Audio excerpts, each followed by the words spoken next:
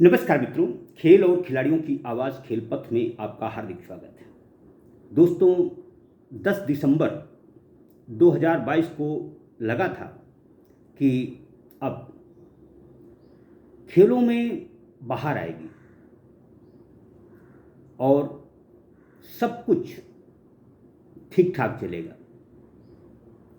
खेल संगठन खेल संहिता का पालन करेंगे और खिलाड़ियों को खेल संगठनों से कोई परेशानी नहीं होगी। लेकिन अफसोस की बात है कि खेल संगठनों की हिटलरशाही मनमानी के सामने भारतीय ओलंपिक संघ बेबस है। भारतीय ओलंपिक संघ को कौन चला रहा है, यह भी किसी की समझ में नहीं आ रहा। एक तरफ केंद्रीय खेल मंत्रालय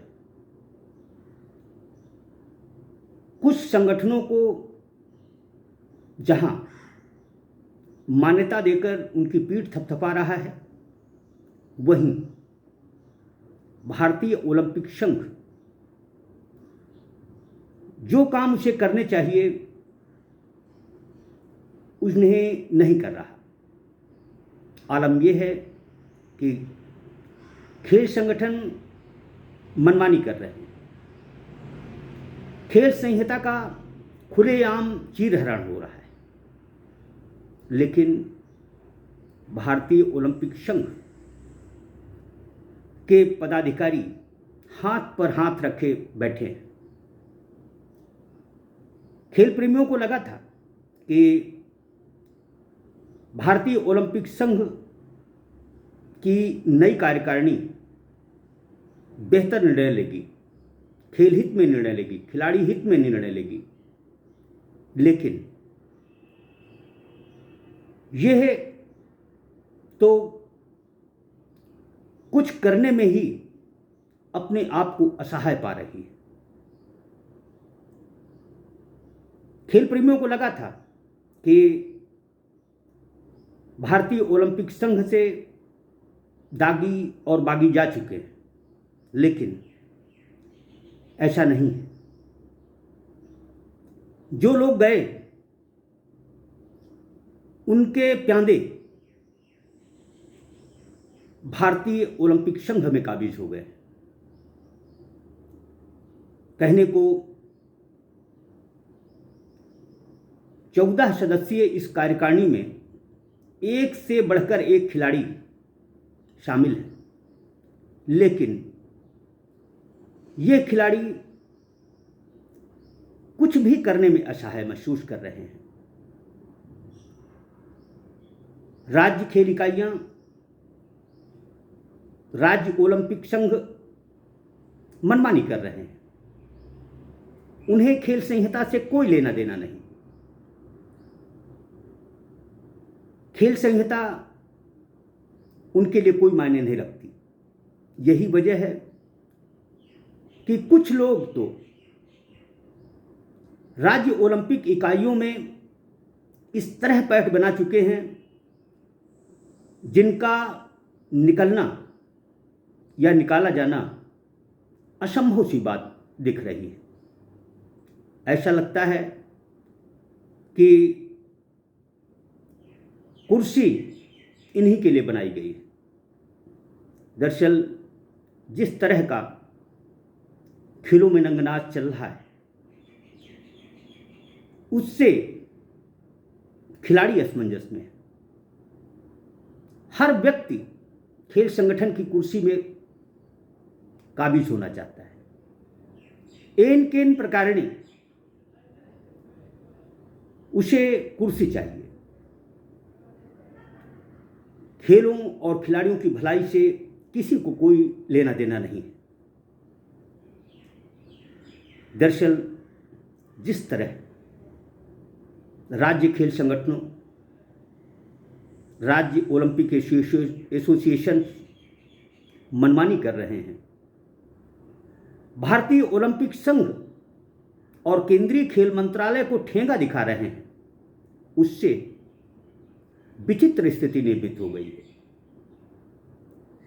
लोगों ने खेल संगठनों को अपनी बपौती मान लिया है।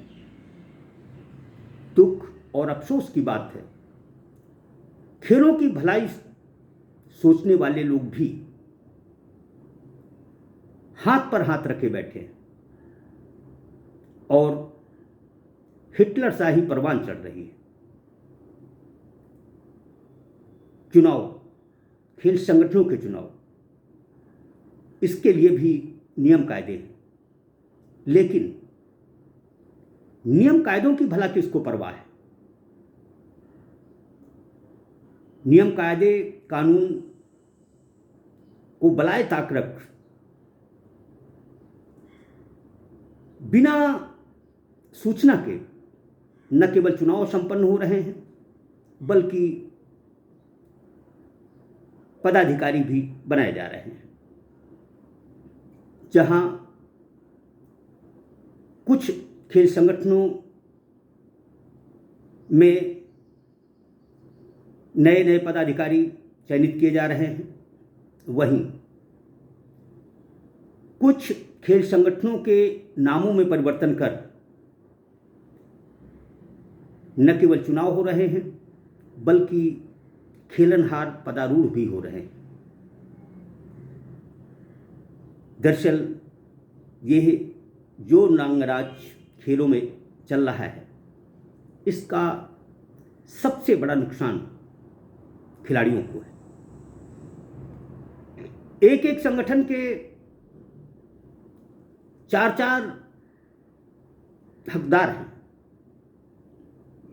एक खेल, चार खेल संगठन, चारों के सैकड़ों पदाधिकारी, बावजूद खिलाड़ी परेशान हैं।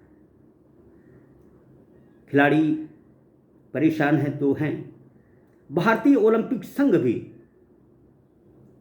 हाथ पर हाथ रखे बैठा है। यदि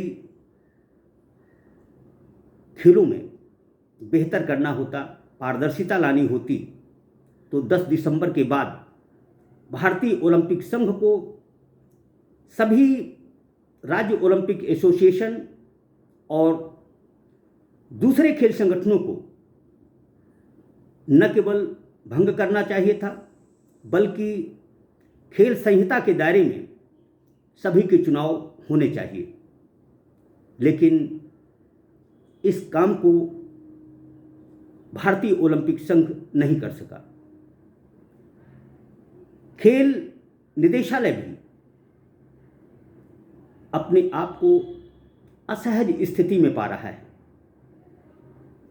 वह कहने को किसी खेल संगठन के मामले में हस्तक्षेप नहीं करता, लेकिन देखा जाए तो इन के इन प्रकारेण उसका हस्तक्षेप हो रहा है। बेहतर होगा यदि खेल संगठनों की राजनीति को सही पटरी पर लाना है तो केंद्रीय खेल मंत्रालय को खेल संगठनों को दी जाने वाली आर्थिक मदद तत्काल प्रभाव से बंद कर देनी चाहिए। इससे खेल संगठनों को न केवल उनकी औकात का पता चलेगा, बल्कि जो पदों की लड़ाई, कुर्सी की लड़ाई, संगठनों में आधिपत्य की लड़ाई चल रही है, वह अपने आप बंद हो जाएगी। दरअसल खेल संगठनों में राजनेताओं, नौकरशाहों की जिस तरह बैठ बढ़ी है, वह खेलों के लिहाज से सही नहीं कही जा सकती। दरअसल राजनीतिक और नौकरशाह खेल संगठनों से इसलिए जुड़ते हैं ताकि वह सत्ता में रहें, कुर्सी पे रहें या न रहें, उनकी दबंगई, उनका आधिपत्य, उनका राज कायम रहे।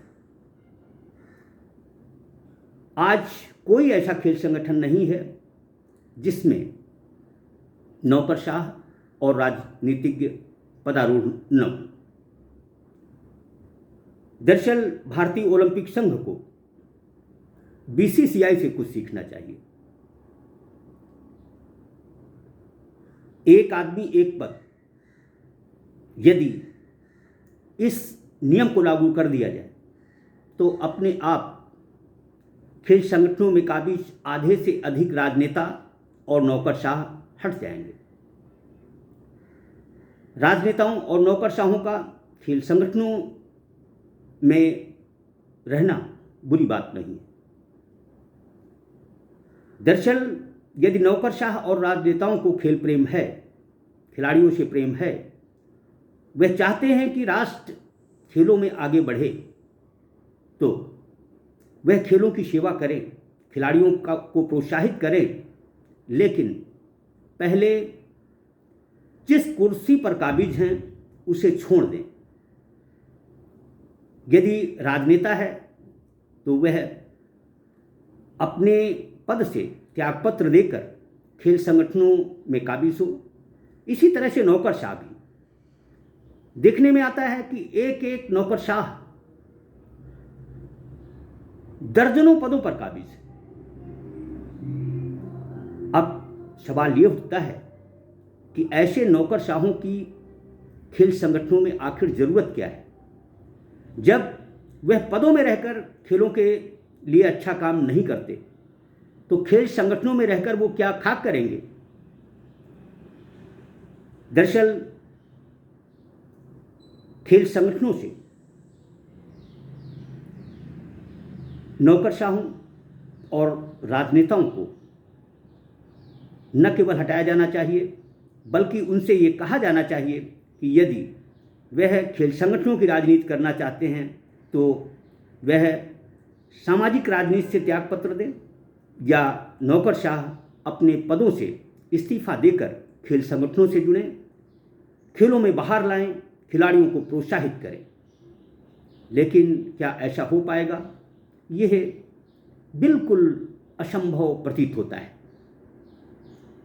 असंभव तो कुछ भी नहीं, लेकिन जब केंद्रीय खेल मंत्रालय और भारतीय ओलंपिक संघ बिना दांत का हाथी साबित हो रहा हो, ऐसे में इसे असंभव ही माना जा सकता है। जय हिंद, जय भारत।